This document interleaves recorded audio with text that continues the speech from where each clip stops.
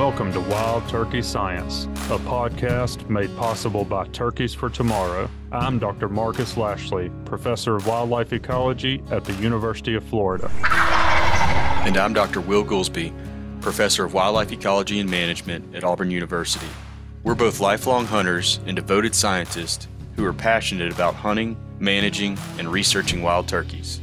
In this podcast, we'll explore turkey research, speak to the experts in the field, and address the difficult questions related to wild turkey ecology and management. Our goal is to serve as your connection to wild turkey science.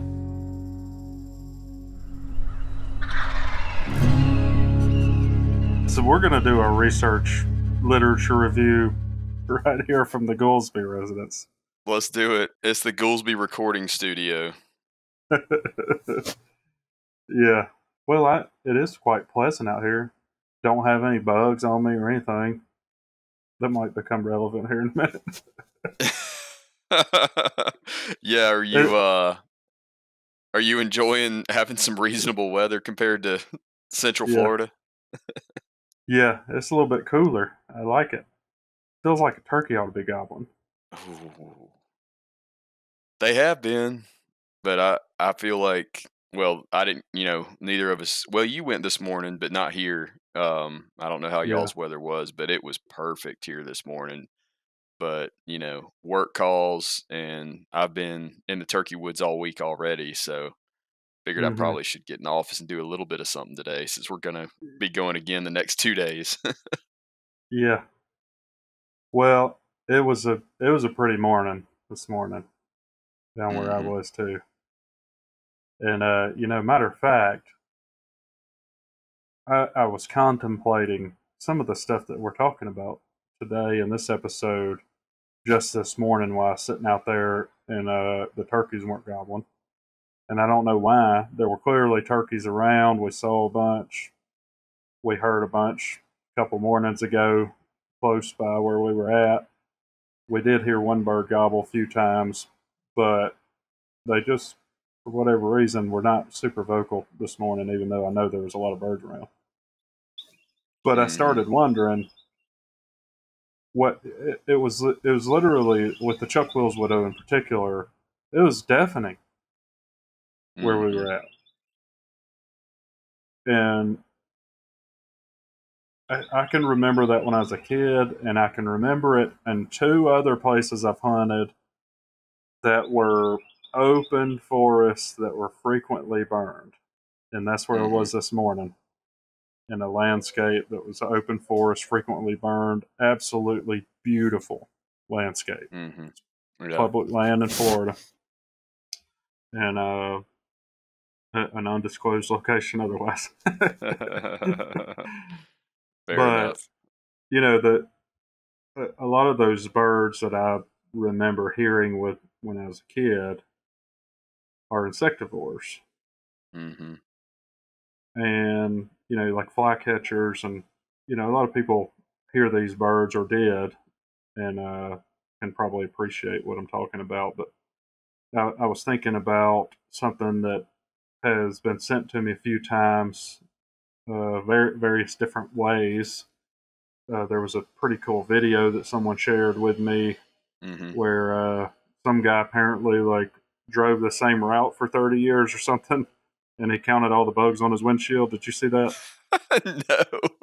So I've heard a lot of people talking about, I don't have as many bugs on my windshield and my grill and all that stuff anymore. But I've never come across somebody who has actually quantified that. Well, there's a couple of peer-reviewed publications where somebody literally standardized a window survey or something. Isn't that cool? That's dedication. I'm just thinking about, trying to develop a methodology for that, and thinking about, you have to have the same speed, and then you have to have the same car because it's got the same aerodynamics, and then all the variables that would be at play with that. That's dedication. It is, but I think that it does feel to me, and I notice it particularly when I go back home, Mm-hmm. when I go home to where my family's land is, it's still very rural. I mean, there's literally no development other than some camp houses and, a little bit of cattle land, that's otherwise woods and undeveloped. And when I go there and we have the porch light on, I mean, it's just swarming with bugs. Mm-hmm. And I can remember when I was a kid always, playing around the light at night and catching different kinds of bugs and Mm-hmm. looking at them and stuff. And now it's pretty rare. And it's just like sticks out to me like a sore thumb every time I go down there Oh, because I I remember don't the see same that. thing. Yeah. I, I mean, yeah, I don't. I think back to growing up as a kid in South Alabama and then later on in Georgia. But I mean, like we had a porch light, and then my dad had a shop out behind the house that had a big light on it too. And you know how like you were describing, all the insects congregate around it, and I can remember Yeah. toads would hang out in the light too because all the Oh, insects had yeah. drawn them in. Well, at my camp, it's the green tree frogs. Mm-hmm. I mean, I have a video of it somewhere. There's like 25 of them, and I've got my daughter there, and she's just so intrigued because the frogs are all gathering around the light and catching all these bugs. Yeah. So, but there's been some concern. I think we've touched on a little bit on here before. There's been concern over insect declines. Yeah. Uh, and I know that you've dug around in the literature, and I have too, on this topic because I do think it's something worthy of talking about for turkeys, given that they eat a lot of insects. And we also have had several researchers and studies identify poult, the poult life stage as being sort of a bottleneck in populations. Really commonly, poult rearing cover is relatively poor and sparse on the landscape. And at that life stage, they're pretty much 100% dependent on insects. Mm-hmm. So I definitely think it was worthwhile to dig around in that literature. And I did find some things. I'm Yeah. sure you did too. I know one of the things that I found is there's an intense debate, Yeah. Absolutely. right? I had no idea how intense the debate was in the field of entomology over this until I mean, it didn't take long. It was about 5 minutes into starting my lit review that I discovered it. Yeah. Well, and I'd like for you to talk about what you found. Just to really grossly summarize that debate, it sounds like to me there have been several sort of key papers that have shown a fairly stark decline over the recent past in insect abundance and Yeah. diversity and other metrics, richness, evenness, whatever different kinds of things that they were. And in some cases, loss of species entirely or even guilds. Mm-hmm. And that seems to be really focused in European countries where those That's what I was gonna magnitudes are. say too. That was the other Yeah, thing that I immediately noticed is that the state of knowledge on this whole issue and the amount of time that they've been paying attention to it is much longer for Europe hmm than it is for North America. yeah. That I kind of gathered, but there is some North American data. Mhm. Uh, it's kind of hard to summarize because there's positives and negatives, and I think the one long term research paper that we were looking at is pretty dense, but it's a really big, huge, data set. It's comprehensive over a long time. Mhm. So for the And there's a audience, bunch of them that, because we're obviously talking about this within the context of turkeys, and there's a lot of those papers that focus on species of insects that turkeys don't use too. So right, it can like be they may really be, difficult to pull all this out. yeah. I mean, they may be aerial, they may be aquatic insects. I saw several things on that, Yeah. or boreal. Yep. So it's really hard to interpret some of it, and there's a lot of debate. So there's like countering arguments, but that long term ecological research paper, which for the audience, that you may not know it, we have many sites that have had long term funding, and to qualify for this, and maybe if you know better, tell me. But I think that you have to have 5 continuous years of data Mm-hmm. collection on a site to even apply for the funding to become a long term ecological research site. Yeah, I'm not familiar with Uh, it, but that's interesting. it's definitely, you have to have years of data continuous, and then you can apply for it, and it sort of supports it to be a long term ecological research site. And those sites, they're all over the country, and they have started really doing well stacking data sets that are long Mm-hmm. term. So when I say that, I mean they have intensive information on a variety of taxa, soils, nutrient, the weather patterns, like all kinds of stuff. And there was one that was focused on insects, and their kind of take home messages that in North America there wasn't a net decline in the abundance of insects. However, there were some insects that were declining and other ones that were, Mm-hmm. that were more abundant now. And you and I are very familiar with that within the context of wildlife species, and particularly birds in general, not just turkeys. But we've definitely seen a shift in species representation of Yeah. songbirds across the Well, landscape, that's with kind of more what I was. generalist, yeah, more generalist Yeah, and late successional species, having a upwards trajectory, whereas the ones that have more of an early successional association are in the greatest decline in many areas. that's right, and that's kind of what I was describing this morning when it like I don't remember the Chuck Will's widows being so abundant and so loud that it was literally deafening. It's almost Hmm. irritating because you can't hear the turkeys gobbling. Yeah, yeah. And it's It's it's just it's kind of like that at our forestry education center down in South Alabama, the Dixon Center.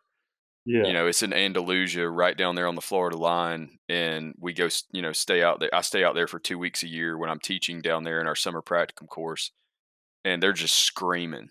yeah, The Chuck Will's widows are just yeah. screaming at Right. night. I'm pretty sure they wake the turkeys up.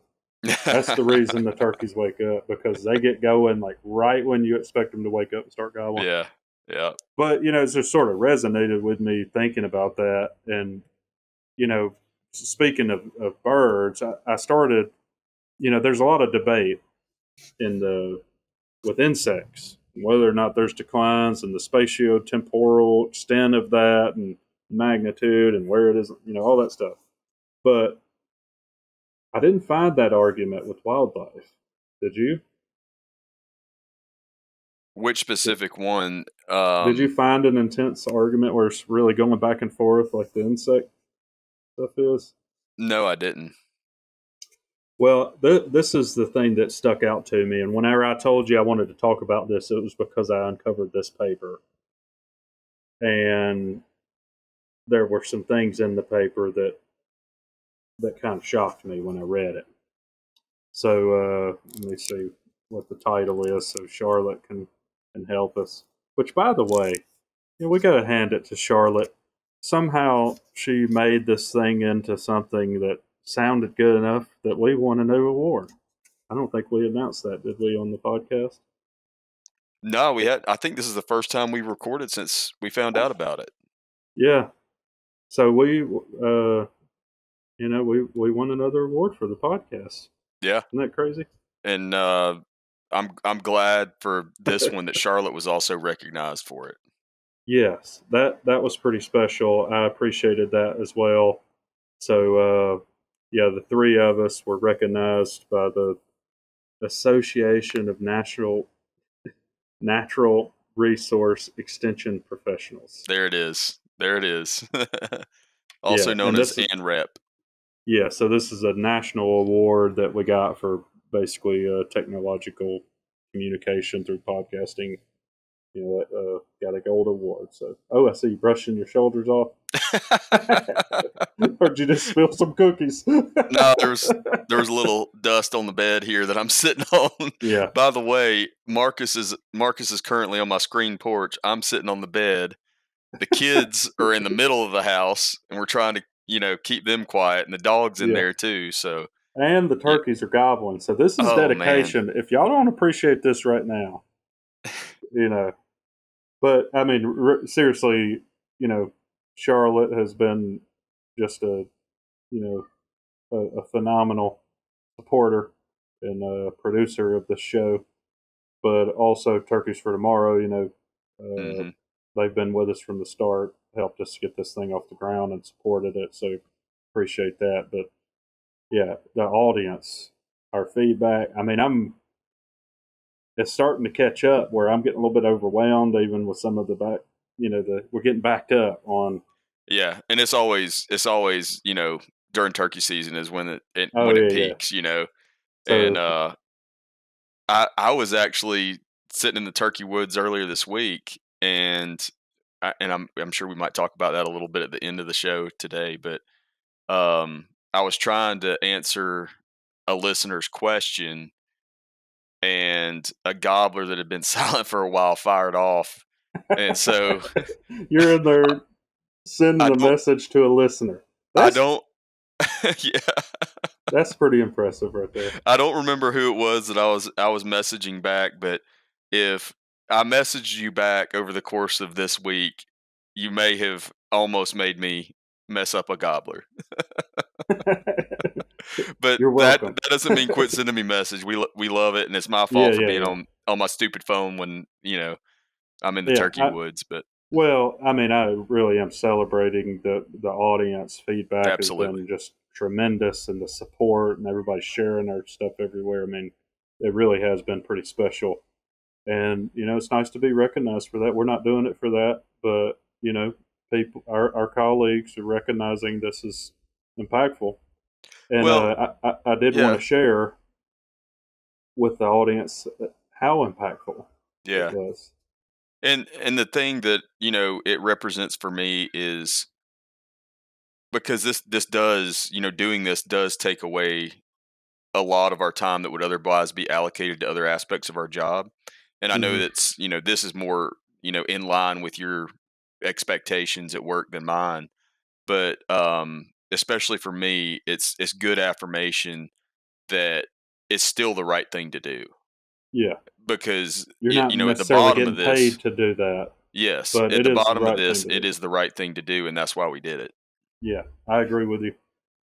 And my university recognized the importance of it. I mean, I put a survey, overwhelming response.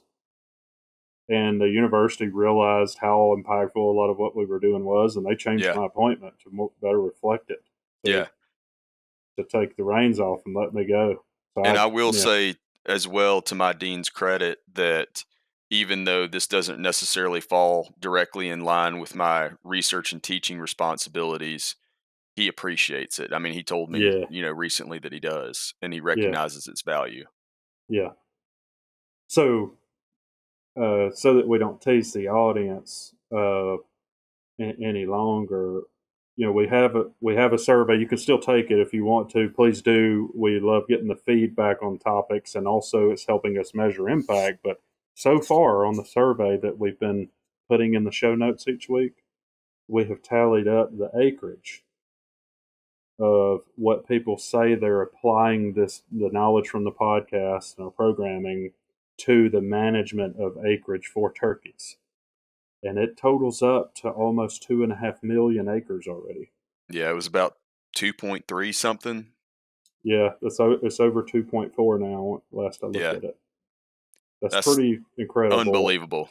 Yeah, and hopefully that is going to start moving the needle with turkeys, because I think we have some concerns.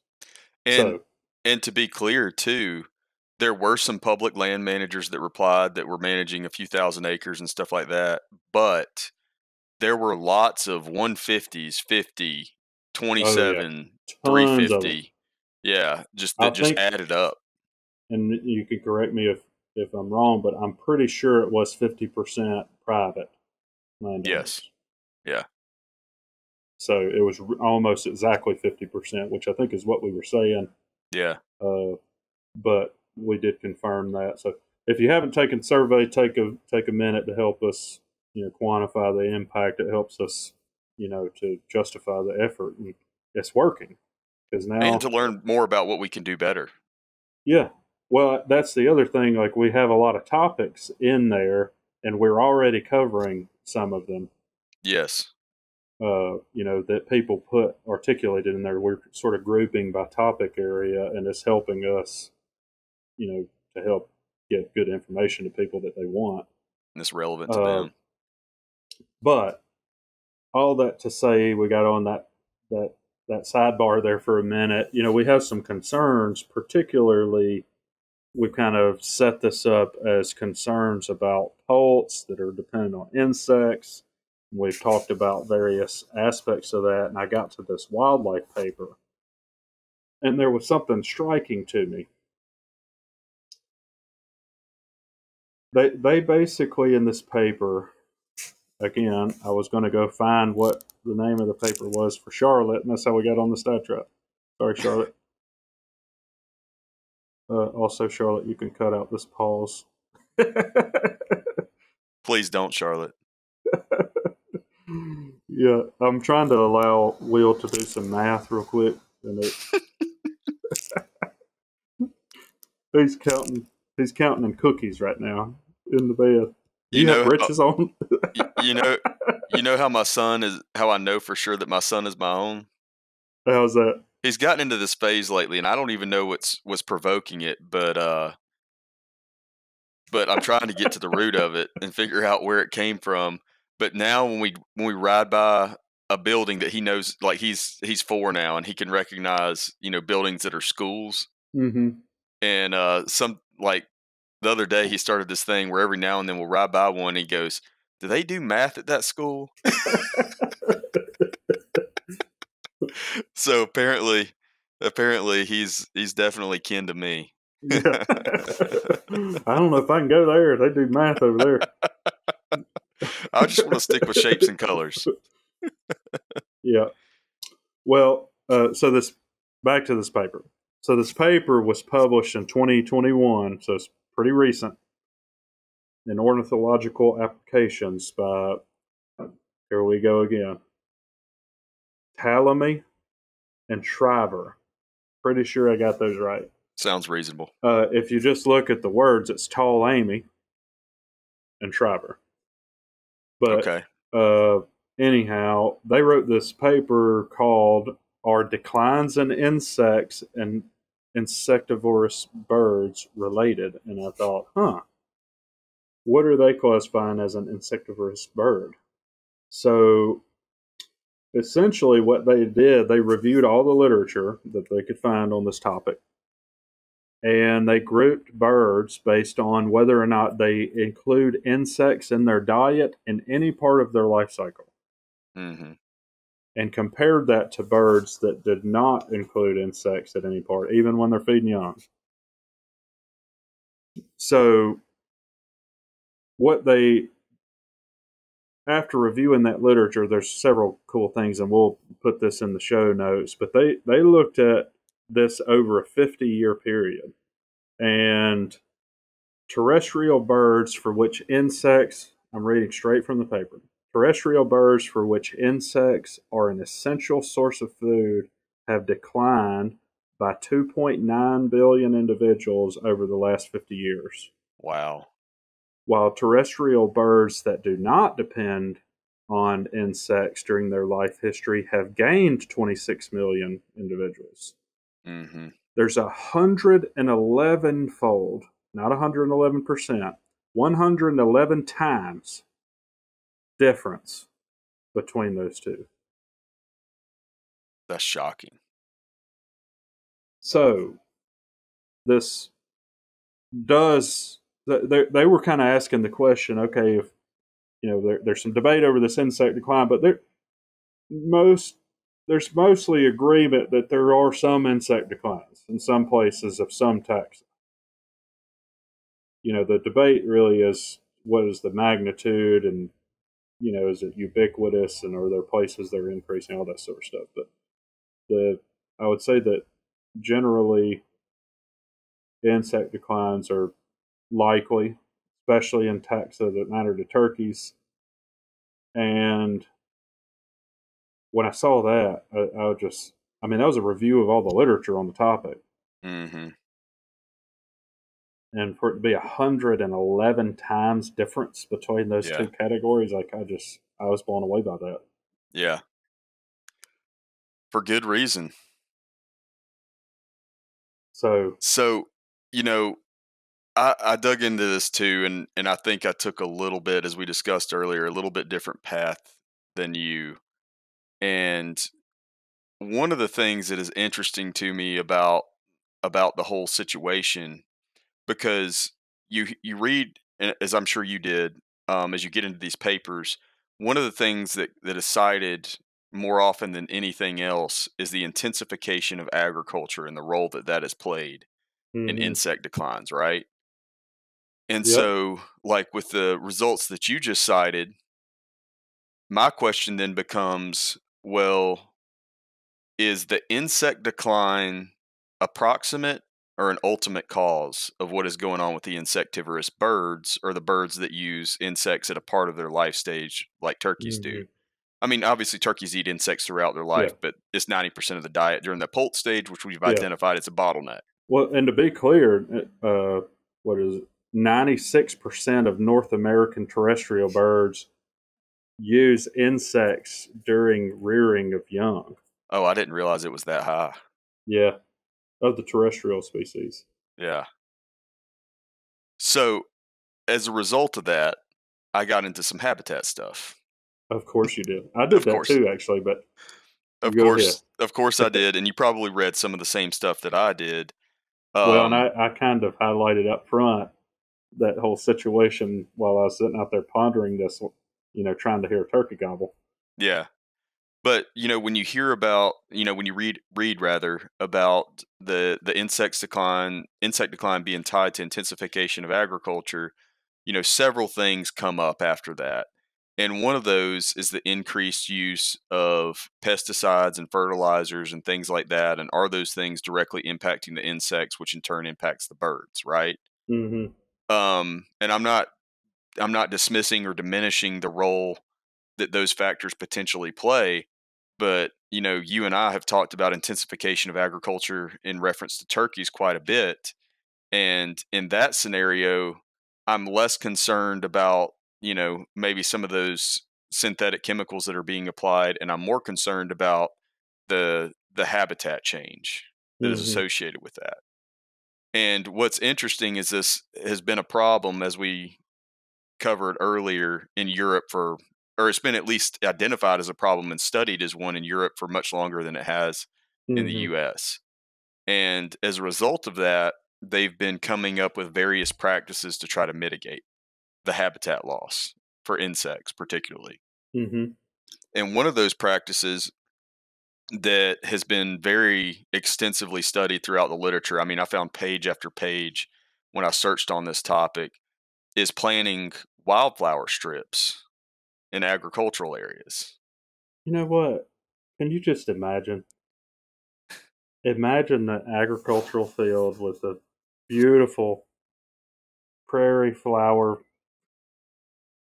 garden right along it in I that know. strip. Yeah, and in some of them, they're putting multiple strips throughout the field that are, spaced different distances apart, like Mm-hmm. 60 meters apart or something like that, because they've studied, the distance from each of these strips where insect populations benefit. Like, how far away do you have Yeah. to get before the benefit is no longer When observable? and maybe you're going to get into this, or maybe not. I don't know, but I have a little bit of experience in this realm, Hmm. and there's a couple of really interesting things about those filter strips. When you think about in agriculture, you don't necessarily want more bugs. You want less bad bugs, but More more good good ones. bugs, Yeah, right? you want the Like first, pollinators, yeah, and you want the ones that the that predators predate. of yeah, They're predators on the bad insects. yes, exactly. And are you going to get into the how those things change? No, I wasn't planning on it. Well, a lot of the predators of the bad stuff are also eaten by turkeys. Just FYI. Hmm. Yeah, Some of the like insect, pollinators too. or like insects, like spiders, for example. Yeah, exactly. Right. So I wanted to discuss briefly a few papers, and starting with insects, and then transitioning to the effects of the same practices on birds specifically to tie it back and make it more relevant to turkeys. And the first Hmm. one that I came across was by Haaland and others, 2011. So that's Haaland, and they did a review of studies of insect diversity and abundance in wildflower strips in agricultural fields in Europe. And they found that overall, they reported that in a significant majority of studies, sown wildflower strips support higher insect abundance and diversity than crops. No big surprise, right? Like Hmm. if you go from an expansive area that has one species of plant to, diversifying that by in planting other species of plants, you're going to diversify that simply because you're providing more food and cover for species that have different requirements, right? Hmm. So that in and of itself is not that surprising. But you go to the other papers and they extended the same practice out to birds. And so the first one that I wanted to talk about is Schmidt et al. 2022, so a very recent paper. And they were Hmm. looking at breeding birds in Germany. And in this paper, it was a nice experimental design where they went out and they established perennial wildflower strips with native, drumroll please, 4 mixtures. So Golly. each of these mixtures had 30 species of forbs, and we talk All and coming back, isn't it? there's the old F Full word, circle. right? The Hey, F if you word would on like to turkey know, science is forb. yeah, forb comes up so often, and I get asked about it quite frequently that we made a video on what a forb is. If you want, Yeah, we'll that's put it in right. the show notes. So, forb is just our word for wildflower, basically. But they reported many things, but the one that really stood out to me was that fields with wildflower strips had higher species richness and density of birds compared to controls that did not have the wildflower strips. And they found that forb rich vegetation was the main driver promoting birds. And keep in mind that, we talk about forbs all the time in the context of turkeys, but this is showing that, this is a category of plants that's beneficial across a diversity of species of birds. Hmm. And to me, it further emphasizes and drives home that point of how important these plants are for turkeys. There's no question about that. It is. We can't say it enough. I think was it on Gamekeepers recently that we were on when I was talking about I worked with a landowner that was really interested in birds, and she started putting in these wildfire patches, and the bird response was just incredible. But she's looking at indigo bunnings and all that, all these beautiful ornate birds that were Hmm. using it extensively at very high abundance relative to what she was accustomed to on her place.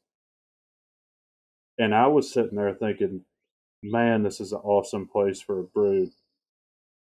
Like I'm sitting there thinking Hmm. about turkeys, and she's like, "Oh, look at that bird! Look at this bird!" Yeah. But she's implemented all over the place because she loves birds and likes to see them, and the flowers themselves are pretty. Yeah. But the structure in it and the bugs jumping around in it was just incredible, and I just could not think of anything other than how good those those four dominated areas were. Yeah, no doubt. So this is my final paper, and I have to read through these key points here because they were not written by me, believe it or not, but they echo so much of what has been said on this show. And so this paper was by Blosh et al. 2023. So just came out last How year. do you spell blush? It's just like Bosch, like power tools, but with a L between the B and the O. Okay, I mean, that's how I'd say it. Is that not how you say it? Maybe blosh. Blosh. Blosh. All right. Cloche? Probably it. Is there an Probably E is. on there? No. It's European, so I'm from Alabama. Come on, man. All right, listen to this.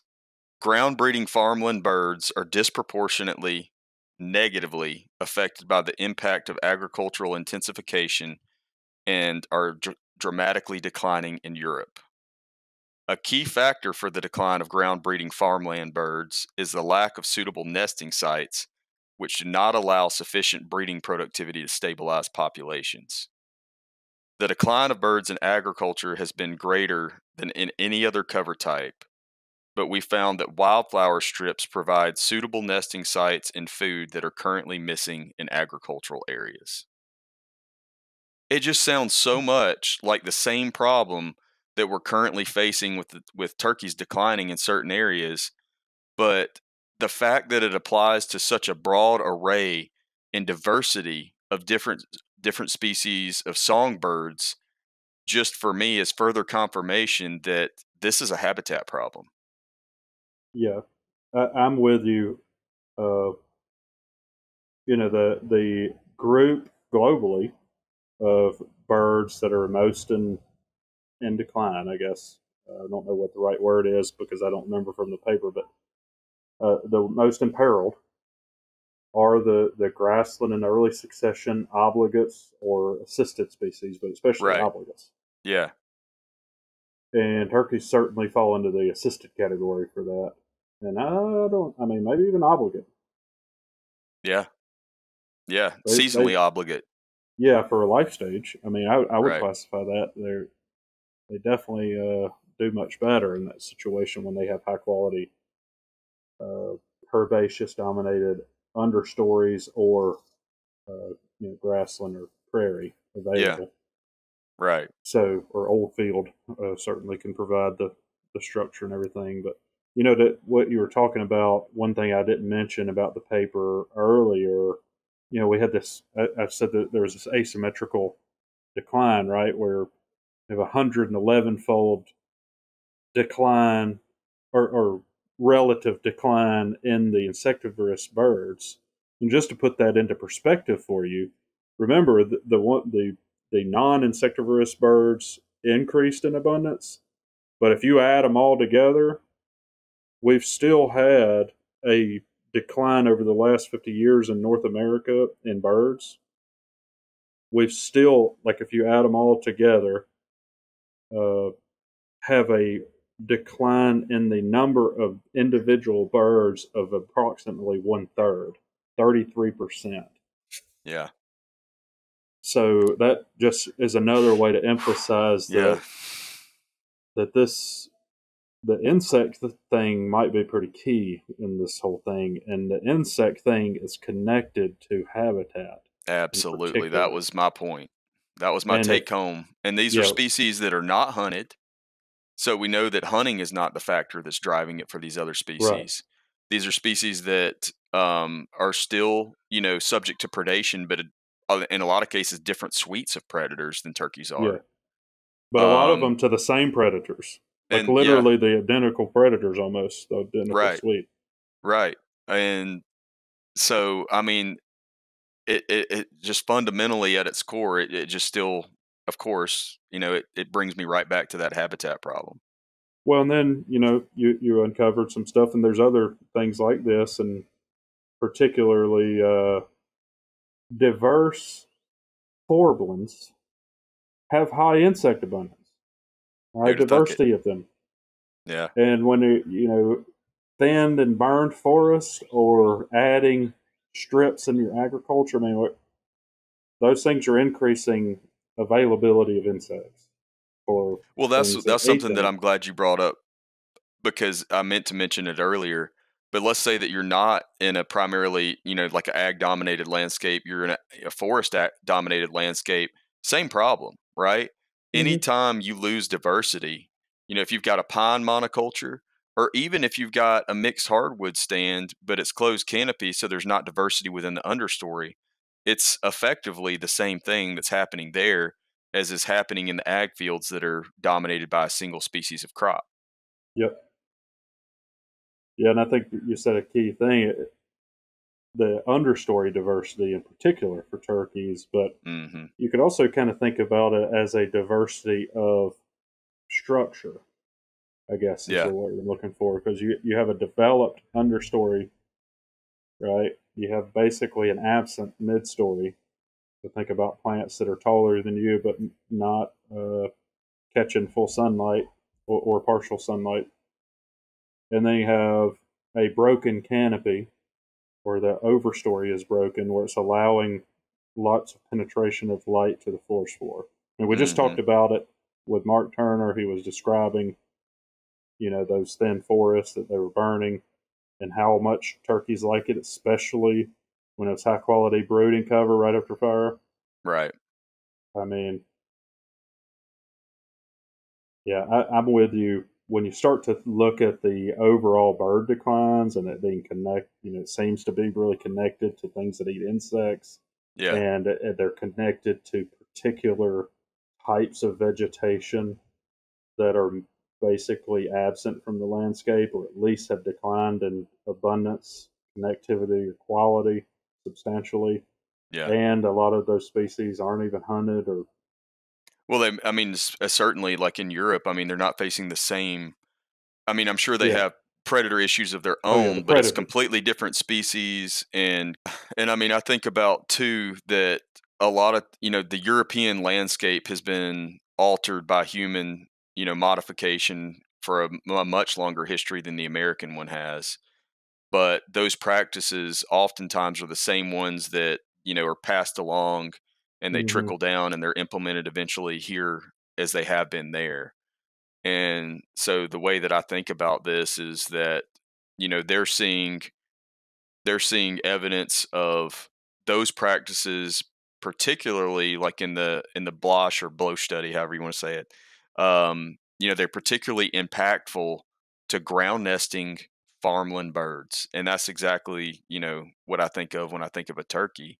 It Mm-hmm. doesn't have to be around a farm, but they oftentimes have been associated with farms historically, and it just makes sense that they're documenting the same thing there, and that it's probably more profound because it's been playing out over a longer duration of time, so it can kind of be, it's almost somewhat of a projection of what we can expect if we don't alter some of those practices as they're starting to try to do there.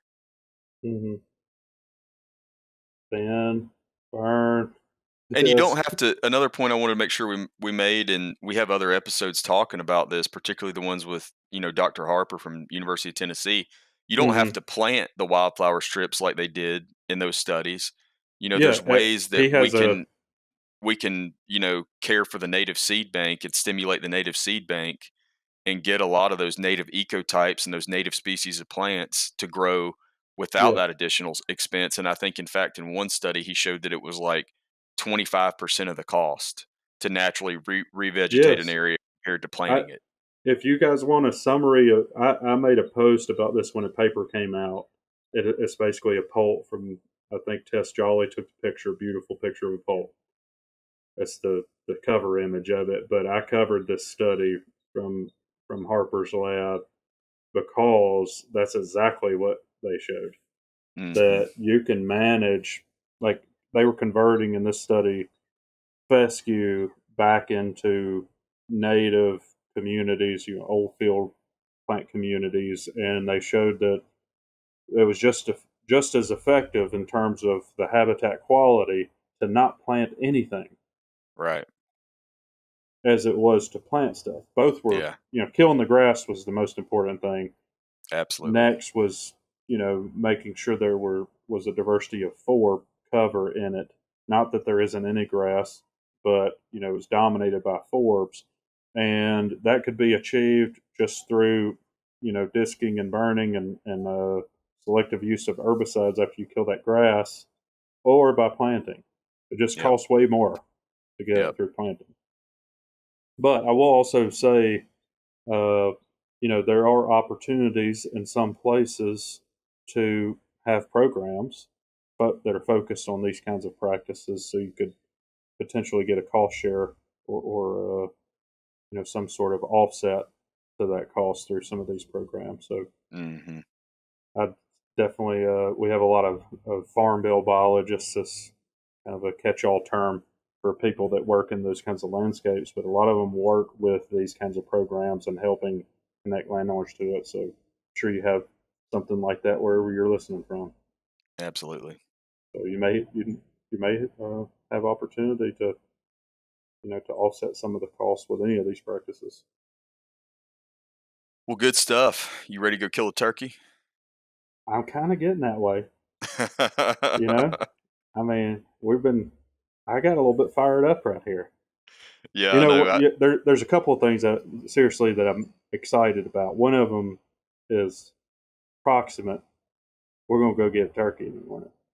Mm-hmm. But the other thing I'm pretty excited about is we're going to have a big cicada hatch, a bunch of broods hatching this year. Mm-hmm. And I'm excited for several reasons. One, I'm kind of expecting turkeys to do well, particularly with poult rearing.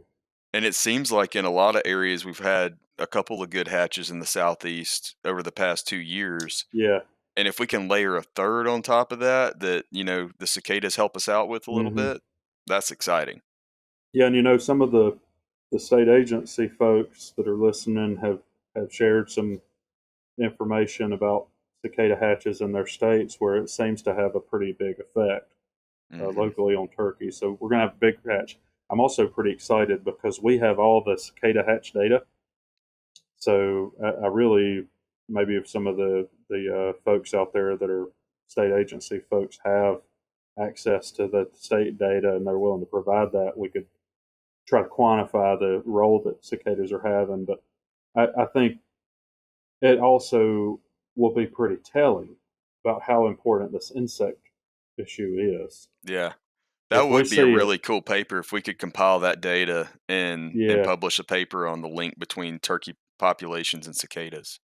Right. Well, I think what it tells you, though, if you see an explosion in turkey reproduction as an outcome of an explosion in insect abundance, then that tells me insects are probably limiting. Yeah, they're limiting in a normal year, a non-hatch year. Yeah, so they're a limiting factor, and you've relaxed that limiting factor, and then you see turkey abundance. Now, there are some competing hypotheses, like, it could be satiating predators that switch with turkeys or something. Right. But we actually have some ideas on how to cleverly detangle those things.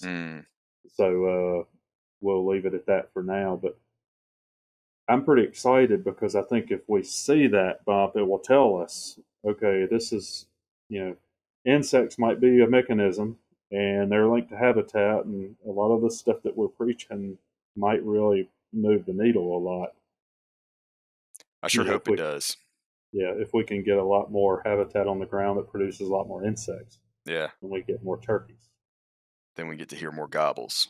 And I've heard a good many this week already, but I heard them, as a guide and not as a hunter. And yeah, so did I. I got to help out with the Alabama governor's one-shot hunt this week, and I had a really good time. That's a great event.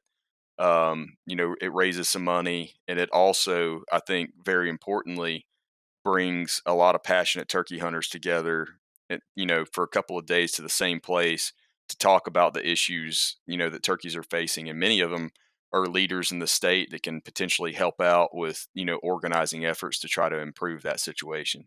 So I really enjoyed getting to be a part of that. Yeah, I wasn't involved in that, but I did get to take a new turkey hunter, not new to hunting explicitly, but new turkey hunter. And we got all over the birds and just haven't quite closed the deal. But man, it was a lot of fun getting out in the woods and chasing them, seeing the excitement, feeling it. I had to put a plug in my left ear because of the Chuck Will's widow, but Well, maybe you'll have to put a plug in your ear tomorrow for all the gobbling that we're going to hear. Yeah, I sure hope so. Well, we have also, just to close this out, we have talked a couple of times about trying to get some gear together to give listeners that have taken the time to rate the podcast.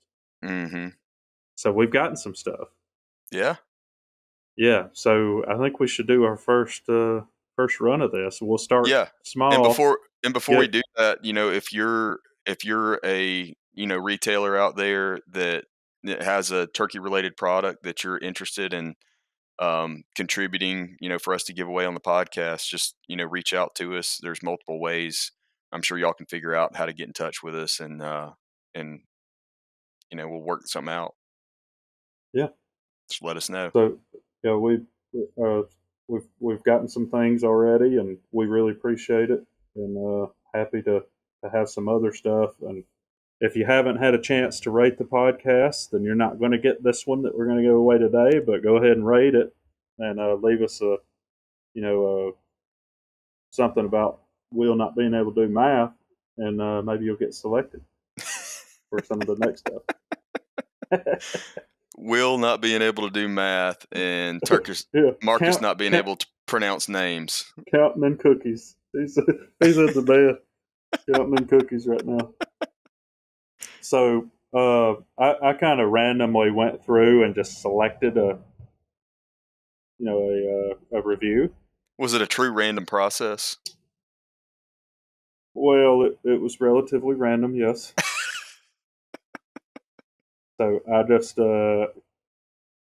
kind of scrolled back and forth without looking through it for a while until I had no idea whether I was in the front, back, or in the middle of the list. That's perfect. That's perfect. So I ended up on one. It was a positive review. It was from BM Nash 45. So BM Nash 45. Yeah, if you're BM Nash 45, just send us a message, either email or through Instagram. We can get you connected to the product. But today, our first one that we're going to give away is from Florida Camo. Pretty cool company, really cool guy. I know the guy that started the company, and he and I have gotten along really well, and he's been really helpful. Yeah, I saw them down at the convention. I saw their booth and I saw their camo patterns. Yeah, and they're perfect for blending in down there where you are. Oh man, perfect in the Low Country for sure. But they gave us a couple of things. But the first thing we'll give away is a hat. So if you're BM Nash 45, reach out to us, and we'll make sure you get that hat. But thanks for rating the podcast. Thanks everybody out there for listening. Can't express enough. I mean, it's literally led us to getting accolades for it, and that's coming because of the enthusiasm and impact from the audience. So absolutely. We really appreciate that.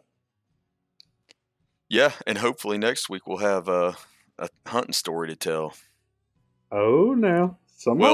I got some hunting stories to tell. Well, yeah, that's what I was going to say is we have, I mean, I've amassed several from this season that we hadn't got a chance to talk about yet. So maybe we'll find time in the next few weeks when we're not hunting or, doing our day jobs. Well, to do like a bonus episode on hunting stories. I was a little bit disappointed. I think I said last episode if we got 5 ratings that said you can't do math, that I'd tell my turkey story because I killed one earlier this year already. And we didn't get any. I was disappointed. So I guess we're not going to tell my turkey story. Well, I appreciate y'all. And just keep in mind that Marcus is going to tell the story anyway, so you don't have to insult me to hear the story. It's all in good fun, man. Hey, there's way more insulting things about me on there than there is about you. I don't think so. All right. Sounds good. All right, let's go get a turkey. Let's do it. Wild Turkey Science is part of the Natural Resources University podcast network and is made possible by Turkeys for Tomorrow, a grassroots organization dedicated to the wild turkey. To learn more about TFT, check out turkeysfortomorrow.org.